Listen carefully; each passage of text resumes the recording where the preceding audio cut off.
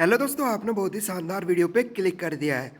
दोस्तों, आप लोगों के लिए बहुत बड़ी खबर लेकर आया। जो अभी अभी आपका आरआरबी का दूसरी शिफ्ट का पेपर हुआ है, काफ़ी आसान पेपर आ गया है। बच्चों के डेटा के अनुसार पता चला है, जो आपके सामने स्टूडेंट है उन्होंने 86 अटैम्प्ट किए और इनके 95% से ज़्यादा इनकी एक्यूरेसी रही। अगर आप लोगों को यकीन नहीं आ रहा, एक एक सवाल गाइज मैं आपको ट्रिक से कराने वाला हूँ। वीडियो को पूरा देखना है और वीडियो को लाइक करते हुए जरूर चलना है। तो गाइज एक एक सवाल देख लेते हैं फटाफट। सभी सवालों को मैं ट्रिक से कराने वाला हूँ, जल्दी से देख लेते हैं एक एक सवाल। क्या क्या सवाल पूछे गए फटाफट देख लेते हैं।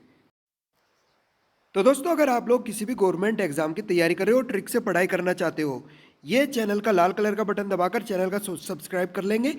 अगर आप अपने मम्मी पापा का सपना पूरा करना चाहते हो 2021 में, तो गाइज चैनल को सब्सक्राइब कर लेंगे, बेल आइकन को ऑन कर लेंगे, ताकि हमारे चैनल पर आपको ट्रिक वाली वीडियो का नोटिफिकेशन टाइम टू टाइम मिलता रहे।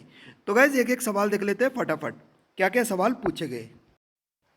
तो गाइज पहला सवाल आपके सामने है, भारत की पहली रेलवे सुरंग का नाम क्या था। भारत की पहली रेलवे सुरंग का नाम क्या था? पारसिक रेलवे। देख लेते गाइज अगला सवाल। एक सवाल आपसे यह भी पूछा गया, सिख धर्म के संस्थापक कौन थे? तो गाइज इनका नाम था गुरु नानक देव। देख लेते गाइज अगला सवाल क्या पूछा गया, काफी आसान सवाल था। तो गाइज एक सवाल ये भी पूछा गया, भारत में कर्मचारियों की भर्ती हेतु कितने रेलवे बोर्ड है? तो गाइज ये है टोटल 19 बोर्ड। 19 बोर्ड इस सवाल का राइट आंसर हो जाएगा। देख लेते गाइज अगला सवाल। एक सवाल ये भी पूछा गया, भारतीय रेलवे की स्थापना कब की गई थी? तो गाइज ये की गई थी 16 अप्रैल 1853। इस सवाल का राइट आंसर हो जाएगा। देख लेते गाइज अगला सवाल क्या पूछा गया। एक सवाल ये भी पूछा गया, वर्ल्ड ट्यूबरक्लोसिस डे कब मनाया जाता है? तो गाइज ये मनाया जाता है 24 मार्च को। देख लेते गाइज अगला सवाल क्या पूछा गया, ये भी काफ़ी आसान सवाल था। वर्ल्ड ऑटिज्म अवेयरनेस डे कब मनाया जाता है? यह मनाया जाता है 2 अप्रैल। 2 अप्रैल इस सवाल का राइट आंसर हो जाएगा। देख लेते गाइज अगला सवाल। एक सवाल ये भी पूछा गया, भारत में मूंगफली का सबसे बड़ा उत्पादक कौन है? तो गाइज सबसे ज़्यादा मूंगफली होती है गुजरात में। गुजरात इस सवाल का राइट आंसर हो जाएगा। दोस्तों एक एक सवाल 100% रियल सवाल है। अगर आपने यह वीडियो पूरा देख लिया, कल के पेपर में यहाँ से आपके 9 से 10 सवाल रिपीट करने वाले हैं। तो गाइज अब मम्मी पापा का सपना पूरा करने के लिए चैनल को सब्सक्राइब जरूर कर लेंगे। आगे बढ़ लेते हैं अगला सवाल। एक सवाल ये भी पूछा गया, भारत में चाय का सबसे बड़ा उत्पादक कौन है? भारत में चाय सबसे ज़्यादा कहाँ पर होती है? असम में। असम इस सवाल का राइट आंसर हो जाएगा। देख लेते हैं अगला सवाल। एक सवाल ये भी पूछा गया, विदेशिया विदेशिया किस राज्य का डांस है? यह आपका बिहार का एक नृत्य है। देख लेते हैं अगला सवाल। एक सवाल यह भी पूछा गया, डांडिया रास किस राज्य का डांस है? यह आपका गुजरात राज्य का एक डांस है। देख लेते हैं अगला सवाल क्या पूछा गया। एक सवाल यह भी पूछा गया, क्या पंचायतों को कर लगाने का अधिकार है?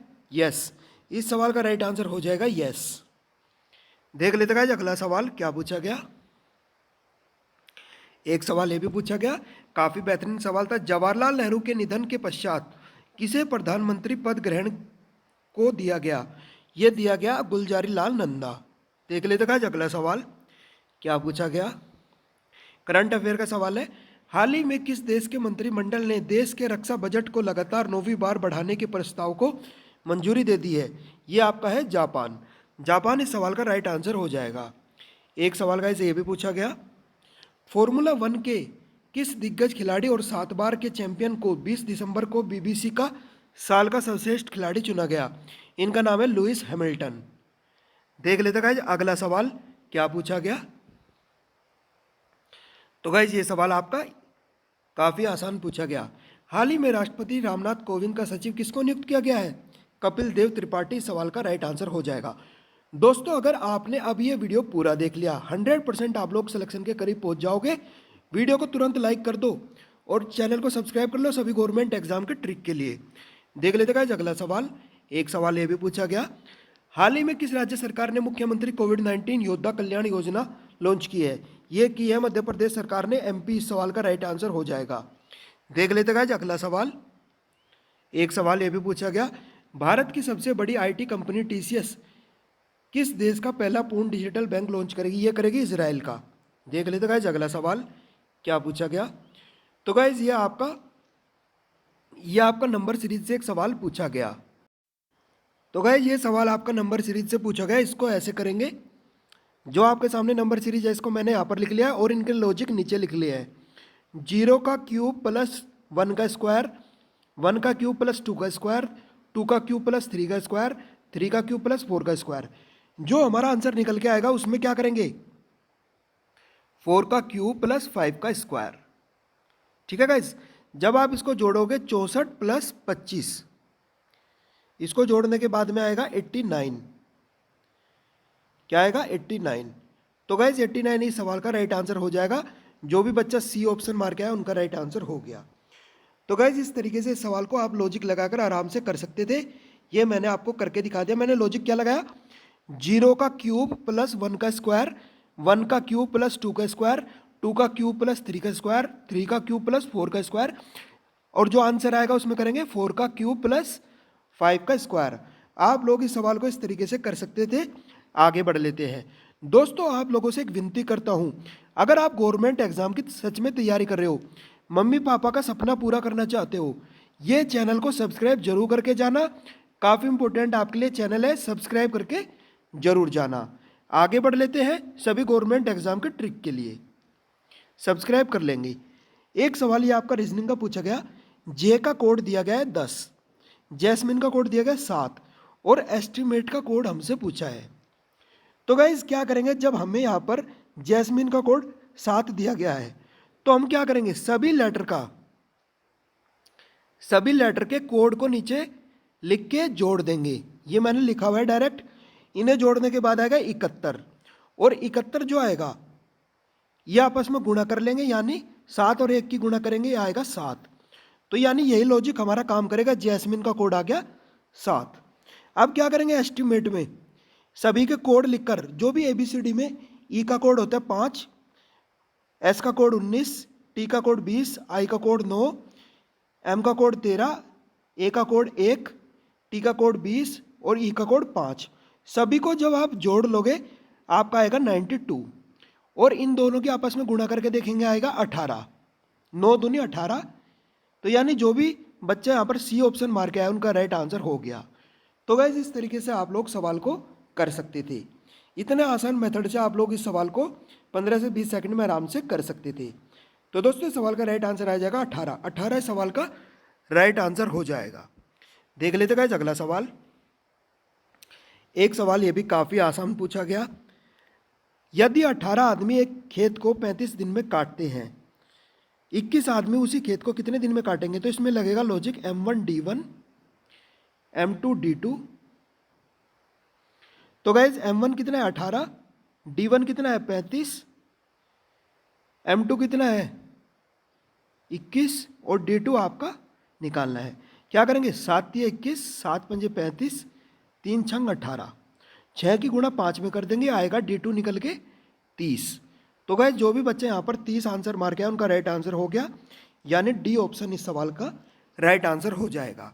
इस तरीके से आप लोग इस सवाल को आराम से कर सकते थे। आगे बढ़ लेते, देख लेते गाइस अगला सवाल। एक सवाल ये भी पूछा गया। इसमें क्या दिया गया है? 18 की गुणा 7 में करेंगे तो क्या आएगा? 315 दिया है। लेकिन दोस्तों हम चेक करके देखेंगे, 8 में 5 की गुणा करेंगे तो 100 दिया हुआ है और 12 गुणा 4 की गुणा पूछ रखी है, इसकी गुणा हमसे पूछी है।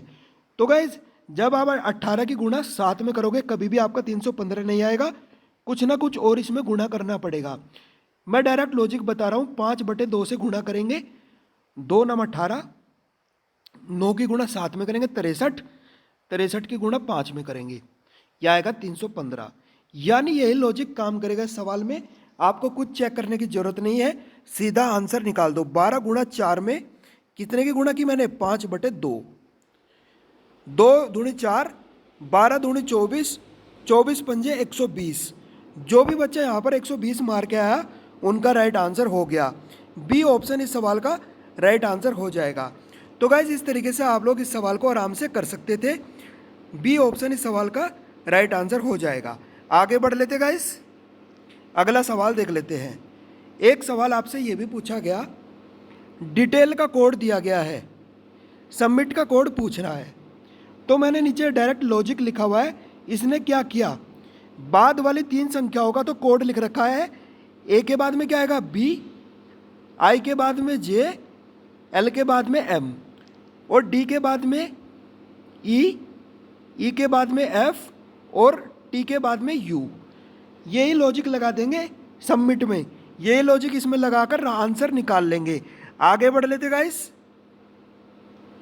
तो क्या किया गाइस, एम के बाद में क्या आएगा एन, आई के बाद में क्या आएगा जे, टी के बाद में यू, टी के बाद में क्या आएगा यू, एस के बाद में क्या आएगा, सॉरी बी के बाद में क्या आएगा सी, यू के बाद में वी, और एस के बाद में टी। तो गाइस इस सवाल का राइट आंसर हो जाएगा N J U C V T, इस सवाल का राइट आंसर हो जाएगा। तो गाइस इस तरीके से आप लोग इस सवाल को आराम से कर सकते थे, यही इस सवाल का राइट आंसर हो जाएगा। ठीक है गाइस, जो भी मुझे सवाल बच्चों ने बताए 100% रियल सवाल मैंने आपको यहाँ पर बता दिए हैं। ठीक है गाइस, 100% रियल सवाल मैंने आपको यहाँ पर बता दिए हैं। अगर आप अपने मम्मी पापा का सपना पूरा करना चाहते हो, ट्रिक से पढ़ाई करना चाहते हो, गणित और रीजनिंग को पढ़ना चाहते हो ट्रिक से, जो ये नीचे लाल कलर का बटन होता है इसको दबाकर चैनल को सब्सक्राइब जरूर कर लेंगे गाइस। जो नीचे की साइड होता है बेल को ऑन कर लेंगे ताकि सभी ट्रिक वाली वीडियो का नोटिफिकेशन आपको टाइम टू टाइम मिलता रहे। तो दोस्तों इस वीडियो को देखने के लिए बहुत बहुत धन्यवाद। मिलते हैं अगले वीडियो में, अगले सभी पेपर के लिए आपका good luck. Thank you so much. जो भी आपके पेपर आने वाले हैं भगवान करे आपके सारे सपने सच हो जाए। Thank you so much. मिलते हैं अगली वीडियो में।